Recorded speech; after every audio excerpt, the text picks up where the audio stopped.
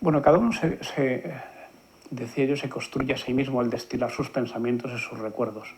Hay gente que está siempre pensando en lo negativo, siempre hablando de lo negativo, siempre recordando lo negativo, siempre quejándose de todo lo que le ha pasado.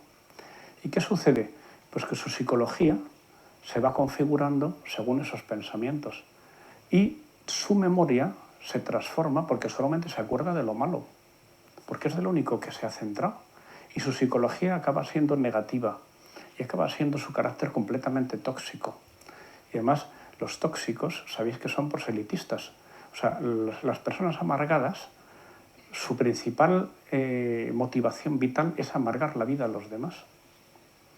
Entonces son personas que, bueno, todos procuramos tener lejos, pero lo malo es cuando nos damos cuenta que todos en algún momento somos tóxicos. Todos en algún momento en nuestras relaciones personales somos, bueno, tóxicos, vamos a dejarlo ahí. Y claro, todos tenemos que ver en qué momento resulta que estamos siendo arrastrados por nuestros pensamientos negativos y somos pesimistas, somos rencorosos, somos envidiosos, somos celosos, somos lo que se quiera. Y uno dice, bueno, es que me viene a la cabeza, ¿qué quieres que haga? Dice, bueno, pues quitártelo de la cabeza, exactamente, eso es lo que hay que hacer. Y dice, bueno, entonces eso es poco natural. Dice, bueno, pues tú verás cómo quieres ser. Pero yo creo que lo natural es que una persona quiera construir su psicología y su carácter de una determinada manera y que ponga empeño en ser así. Yo creo que eso es lo natural. Lo otro es convertirse en una especie de animal doméstico, gestionado por sus propios impulsos primarios. Bueno, los optimistas, ¿qué tienen los optimistas? Pues que son personas que tienden a considerar que sus problemas, sus fracasos se deben a algo que se puede cambiar. Y entonces, pues, por eso los alumnos tienden a decir he aprobado o me han suspendido, porque lógicamente la tendencia natural es que si la han suspendido es por culpa del profesor y si han aprobado es por mérito suyo, ¿no? Entonces, pues bueno, hay que decir, oye, has suspendido, amigo, tienes que estudiar más. Ya sé que tu profesor es malísimo, es injusto, lo ha explicado muy mal y te ha preguntado lo que no entraba en el examen. No me lo cuentes, pero aprueba el siguiente examen. Porque claro, si uno le viene a su hijo diciendo eso, no, pues voy a ir a hablar con el profesor, ¿cómo es que le ha preguntado esto? Y dice, bueno, ya hemos empezado mal la partida. Aunque sea verdad, si es verdad, díselo, pero por favor a tu hijo dile, estudia. Porque si uno se acostumbra a pensar que sus problemas son de los demás, está empezando muy mal su vida. Porque se va a pasar la vida en estado de víctima, siempre pensando que la culpa es de los demás. Y lo que es importante es que, no digo que se tenga que culpabilizar, simplemente digo es en qué parte tú puedes cambiar este problema, qué parte de la premisa de este problema puedes cambiar tú. Céntrate en eso, porque las personas optimistas son las que piensan que las cosas las pueden cambiar. ¿Y las pesimistas cómo son? Pues los piensan que sus fracasos siempre son culpa de otros. ¿Y cuál es el retrato robot del pesimista? Pues es victimista, está siempre quejándose, lamentándose y reivindicando. No quiere decir que no haya que quejarse y reivindicar, ¿eh? Hay veces que hay que quejarse porque hay cosas que se hacen mal y hay que decirlas. Pero cuando uno tiende a estar siempre quejándose y siempre lamentándose, siempre hablando de lo negativo, siempre pensando que los demás son malos, antes les comentaba a los profesores esto que decía Martín Descalzo, que dice, yo veo que hay personas que a su alrededor ven todo gente estupenda y dicen que sus padres eran muy buenas personas y su marido y su mujer y sus hijos y sus vecinos y sus compañeros. Y digo, esas personas que ven buenas personas a su alrededor es por una razón y es porque ellos son buenas personas. Sin embargo, hay otros que a su alrededor no ven más que malas personas. Y están todo el día quejándose de sus padres, de su marido, de su mujer, de sus hijos, de su suegra, por supuesto, de sus vecinos, de sus compañeros, de sus jefes, no digamos, de los políticos, no digamos. ¿Qué sucede? Pues que cuando uno ve que sobre todo son malas personas, es que probablemente él sea la mala persona. Bueno, esto no sé si funciona siempre esta regla, pero en fin, él lo decía y a mí me pareció que es bastante cierto. Yo creo que las personas tenemos que acostumbrarnos a centrarnos en las cosas positivas de la vida y en cómo podemos mejorar la vida a nuestro alrededor. Esas son las personas que uno quiere tener al lado. porque lo otro es una desgracia. O sea, además pensar, tener una persona tóxica, no sé, si uno tiene un compañero de trabajo que es tóxico, pues procura no sentarse muy cerca, pues y tal. Si resulta que es su jefe o es su compañero de mesa, mal asunto. Si es su padre o es su madre o es su mujer o es su hijo, pues ya no es tan fácil de cambiar, ¿no? Pero es que si es uno mismo, es que ya no tiene un minuto de descanso. Es una tortura. O sea, si vamos a añadir, si queréis desearle algo malo a alguien, desearle que sea una persona tóxica. Va a tener el veneno en vena durante toda su vida, de la mañana a la noche. Entonces, por eso digo que cuando veáis en vuestros hijos esto, hay que combatirlo de manera inteligente. Es hacerles ver que la vida hay que verla de otra manera. Y pensar una cosa, cuando una persona es tóxica, ¿de quién lo ha aprendido? En gran parte de sus padres, ¿eh? Y esto quiere decir otra cosa, no quiero no meterme mucho con vosotros. Yo lo que digo es que para educar bien, la única fórmula es procurar ser mejor. Y uno dice, vaya, qué faena me ha hecho este señor. Dice, no, al contrario, es que precisamente la gran baza de educar es que ayuda a mejorar mucho a las personas. Porque hay aspectos de la mejora personal que si no es por educar a los hijos, uno jamás se los habría planteado. Pero gracias a que tiene que educar, uno pone el esfuerzo en ser mejor. Y yo he visto a personas mejorar de una manera estratosférica gracias al deseo de ayudar a sus hijos. Por eso yo os doy la enhorabuena, que si uno está con este deseo de educar mejor a sus hijos y enseguida en los primeros pasos se da cuenta de que la única forma es mejorar uno personalmente, le ha tocado la lotería. Porque va a mejorar él y van a mejorar sus hijos. Y eso es lo gordo, eso es lo importante en la vida, ¿no? Más que le toque la lotería, ¿eh? Hay gente que le toca la lotería y eso le destroza la vida, ¿eh? Os lo digo porque yo lo he visto en varios casos. Bueno, entonces, para configurar el carácter, son decisivas las relaciones personales. Procurar que los desafíos pues, mantengan la buena relación entre el educador y el educando. Entre el profesor y el alumno, o el padre o la madre y el hijo, es importante que siempre las conversaciones educativas no sean de confrontación. El enemigo, o mejor dicho, el objetivo, es la mejora personal, el crecimiento personal. Y el crecimiento es de los dos. Porque creo que es muy bueno en educación no subirse al estrado como estoy yo y decir esto es así y lo tienes que hacer porque soy tu padre, sino, oye, ¿qué te parece que hay que hacer? Y uno cuando empieza con un niño a conversar en plan adulto, se da cuenta que el niño es capaz de hablar responsablemente si se le habla en un tono y en un momento adecuado. Y creo que se puede lograr que en familia uno se plantee mejoras, ¿no? Y uno dice, por ejemplo, vamos a procurar que durante la cena está apagada la televisión y están los móviles o en el bolsillo o guardados o por lo menos que no se vean. Y vamos a hablar. Y uno dice, bueno, esto es un objetivo de mejora de la familia, no es yo que a mi niño le alecciono lo que tiene que hacer, es una mejora global. Uno dice, en esta casa vamos a intentar leer, porque eso de leer es un fenómeno en grave riesgo de extinción. Entonces, es decir, pues yo quiero que en mi casa haya un mejor nivel cultural y dicen, no es que es mi hijo, es todos. Y vamos a buscar un rato para leer todos. Y entonces cuando los padres leen, los hijos leen. Y leer es una cosa magnífica, ¿eh? Bueno, buscar el crecimiento personal, la calidad de las relaciones personales, la mentalidad incremental. Uno puede decir, mira, es que tú no te haces idea a mi casa el desastre que somos, porque tal y cual y tal, me lo imagino perfectamente. Dice, yo no te hablo de que tu casa sea perfecta, porque la casa de nadie es perfecta. Yo lo que digo es, ¿puede ser un poco mejor? Sí, pues céntrate en eso. Dice, mira, es que en mi casa no nos hablamos. Bueno, pues eres capaz de, mientras bajas en el ascensor, hablar y preguntarle, pues venga, empieza por eso. Y mañana empieza por apagar la tele en la cena. Y luego por, vamos a, no sé, lo que se os ocurra, pero siempre con esa mentalidad incremental. ¿Puedes mejorar? ¿Qué puedes mejorar? ¿Este poco? Pues esto. reconocer el esfuerzo de las personas. Cuando las personas están mal, y hay muchas personas heridas, probablemente tu marido, tu mujer o tu hijo puede ser una persona herida, y una persona que necesita comprensión y necesita ayuda. Tú no puedes decirle cuál es el ideal de marido o de mujer o de padre o de madre que tienes y esto es lo que tienes que ser, porque es que no lo puede ser. Es como si le dices que vuele. No puede volar. Pero hay algo que sí le puedes pedir y hay algo que te puedes pedir a ti mismo. Y hay una pequeña mejora que nos podemos plantear.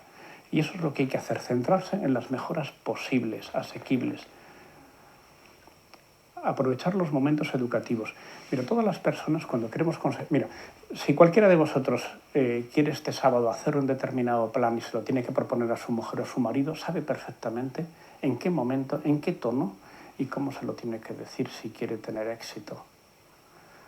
Sin embargo, a lo mejor a su hijo cuando habla, lo que le dice es un momento que está enfadado y se lo dice a gritos y se lo dice de mala manera.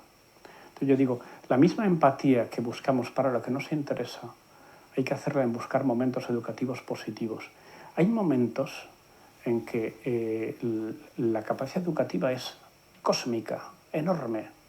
Hay momentos de confianza que hay que saber aprovechar y hay momentos malos que hay que pasar página. Cuando uno está enfadado, mejor no hacer nada, desaparecer. Por eso uno cuando nota la indignación, si uno ya se va conociendo, uno ya lo ve subir, ¿no? La indignación, y uno tiene que saber decir, cállate, desaparece, no hagas nada.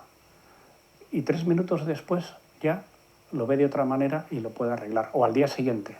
Ahora, como hable, a lo mejor ya no lo puedes arreglar ni al día siguiente ni en la vida, porque la gente, uno puede pasarse la vida teniendo detalles con una persona y en un día estropearlo, Esto es como una cuenta corriente que uno va metiendo euro a euro de ahorro y un buen día se gasta todo. Perfectamente. Hay que tener mucho cuidado con los enfados. Bueno, responsabilidad, escucha, observación, valorar las opiniones, comprensión. ¿Cuánto tiene que durar esto? Tú me avisas. El tacto, ser personas con tacto. Para desarrollar la vida emocional hay que tener tacto, hay que saber interpretar el estado emocional, hay que saber cuándo hay que hablar y cuándo hay que callar. ¿Es difícil de distinguir? Yo creo que no. Lo que pasa es que tenemos que querer distinguirlo.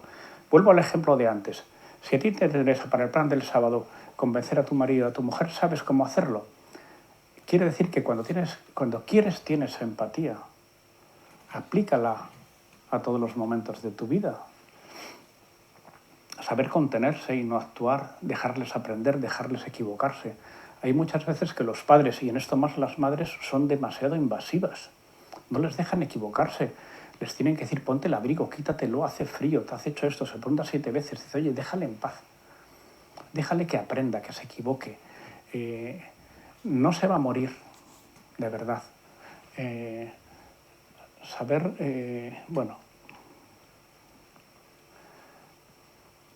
Saber resolver las situaciones incómodas. Tenemos que saber proteger la vulnerabilidad de las personas. Esto lo saben muy bien los profesores, ¿no? Cuando a un niño que es un poco tímido le preguntan y se equivoca y los demás se ríen, pues el buen profesor sabe decir, no, tienes razón en esto y en lo otro, y sabe dar un capote, echar un capote y arreglarlo. Y en esto los padres también tenemos que hacer igual, tenemos que saber proteger el ridículo de las personas. Cuando una persona hace el ridículo, agradece en el alma al que le salva. Y esto no hace falta ser un premio Nobel para aprender a hacerlo, lo podemos hacer cualquiera. Y hay que ser en esto como muy sensible, ¿no?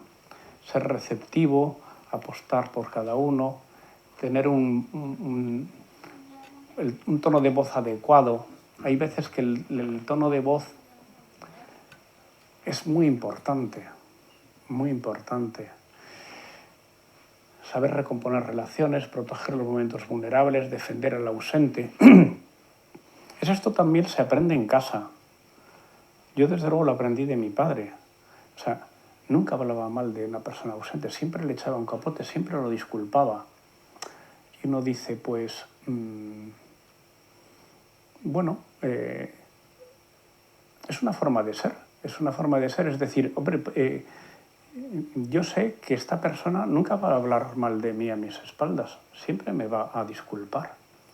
Luego me lo dice, porque no es que sea un cobarde que no es capaz de decir las cosas, solamente que tiene la idea, tiene muy profunda, muy grabada la idea de la lealtad.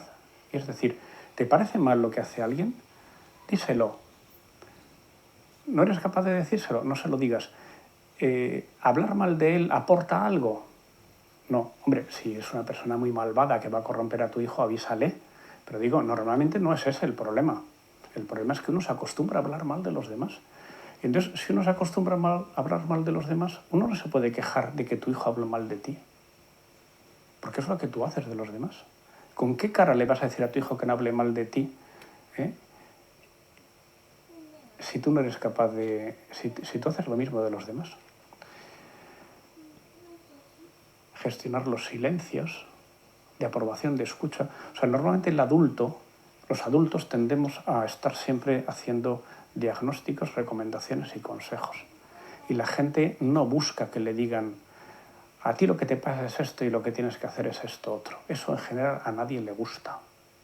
A nadie le gusta que le digan, tú eres así porque yo lo digo y lo que tienes que hacer es esto, y cuando yo era joven y a mí también me pasó, dice, mira, no me cuentes historias. Nosotros lo que agradecemos es que nos escuchen y que nos comprendan, y si acaso al final un pequeño consejo si te lo piden. No hace falta dar consejos, la gente se los da solos. La gente cuando habla de sí mismo consigue desenrollar la madeja de sus pensamientos y se lo dice todo. Basta con hacerle una pregunta para que continúe, para que vea que le escuchamos, que le entendemos. La gente lo que necesita es expresar sus sentimientos y decirse a sí mismo y sacar por sí mismo las conclusiones y los consejos. No hay que ser demasiado aconsejador. Hay que reconocer los sentimientos de los demás. Esta foto que me gusta mucho, ¿qué le sucede a este hombre? Pues que es un rollo, sí, pero no es el problema que sea un rollo. El problema es que no se da cuenta que lo es. El problema es que no se da cuenta que aburre a los demás. Hay personas que se pueden enrollar muchísimo y el otro ha mirado 5 veces el reloj y siguen enrollándose. Y dice, pero ¿tú cómo te das cuenta que está harto de ti este hombre y que está deseando salir corriendo de aquí? Pues porque no ha sido educado en reconocer los sentimientos de los demás. Ha estado centrado en sí mismo toda su vida. No consigue percibir esas señales no verbales con las que la gente quiere concluir la conversación. Y uno dice, ¿dónde he aprendido a no ser sensible a esas cosas? Pues pensadlo. Yo por eso digo que siempre uno tiene que, pues a lo mejor uno le ha hablado mucho a sus hijos de lo que tiene que hacer y su hijo pues le escucha con paciencia y aprende de su padre y de su madre a estar constantemente hablando y no escuchar. Y vuelvo a lo de siempre. Defectos tenemos todos, unos u otros, me da igual, no hay nadie perfecto. Y los defectos los transmitimos. Y uno dice, bueno, entonces si tenemos defectos no podemos educar. Sí podemos educar, porque lo importante no es ser perfecto, lo importante es manifestar ganas de mejorar.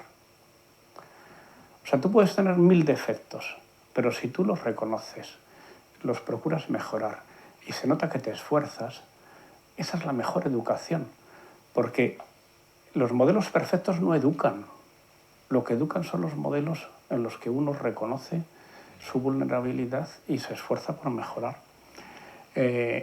No ser despistados. Hay gente pues como este que se va con la manguera de la gasolinera, pues bueno, pues hay que fijarse. Uno dice, bueno, es que yo soy muy distraído. Pues es como si me dices, es que yo soy muy tonto. Pues oye, pues procura dejar de serlo. Es que yo soy muy inconstante, es que yo soy muy mentiroso, es que yo soy muy vago. Pues nada, corrígete lo antes que puedas, porque si no, mal futuro tienen tus hijos. Fijarse en los rostros también es muy importante. Hay mucha gente que le falta empatía porque no se fija en los rostros y va dando topetazos a la gente a su alrededor. Darse cuenta de que otro necesita apoyo, que necesita compañía, detenerse entre el sufrimiento del otro, que sepan que pueden contar con nosotros.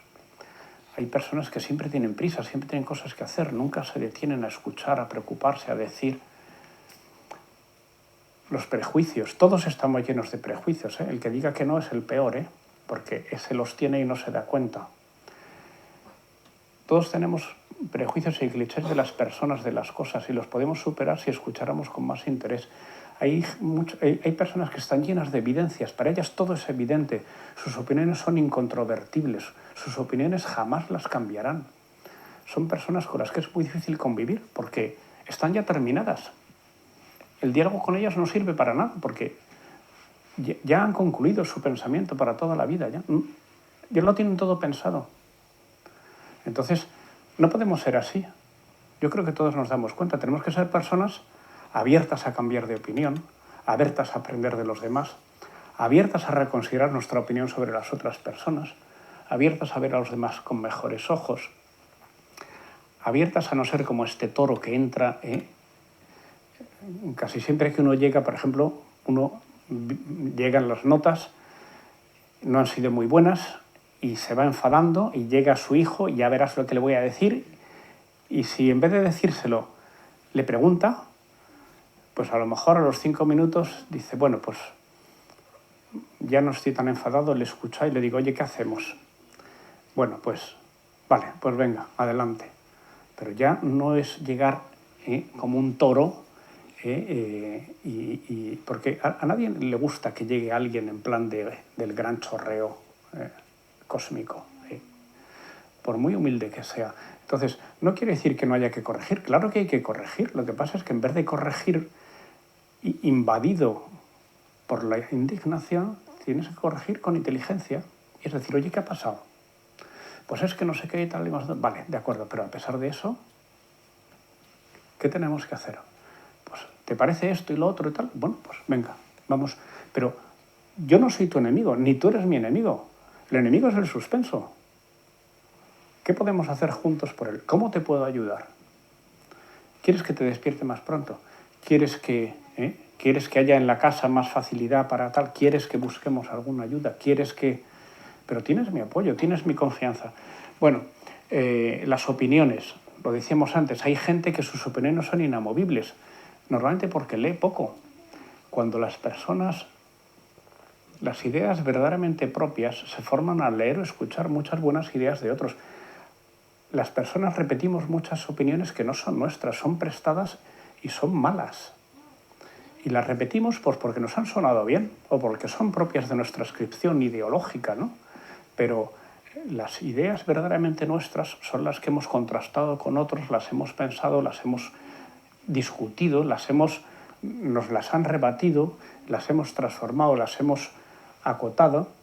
Y ya esa opinión es nuestra. Y eso sí que desarrolla nuestra identidad.